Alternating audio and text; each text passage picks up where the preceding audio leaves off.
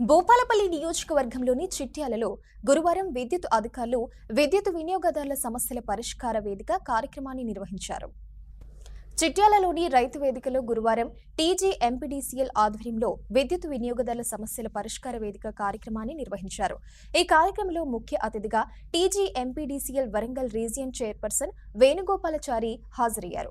రైతులు, ప్రజల నుండి వచ్చిన వినతులను విద్యుత్ అధికారులు స్వీకరించారు. రైతుల సమస్యల పరిష్కారం కోసం విద్యుత్ అధికారులు కృషి చేస్తున్నట్లు వేణుగోపాలచారి తెలిపారు.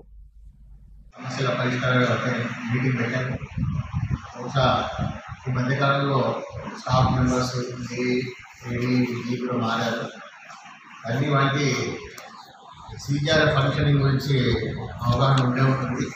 అయినా బ్రీఫ్గా సీజీఆర్ ఫంక్షనింగ్ ఏంటంటే ఫస్ట్ ఇది విద్యుత్ వినియోగదారులు ఎదుర్కొనే వివిధ రకాలైన సమస్యలు, అనగా సర్వీస్ రిలీజ్ కాకపోవడము, తర్వాత ట్రాన్స్ఫార్మర్స్ ఫెయిల్ అయితే మార్చకపోవడము.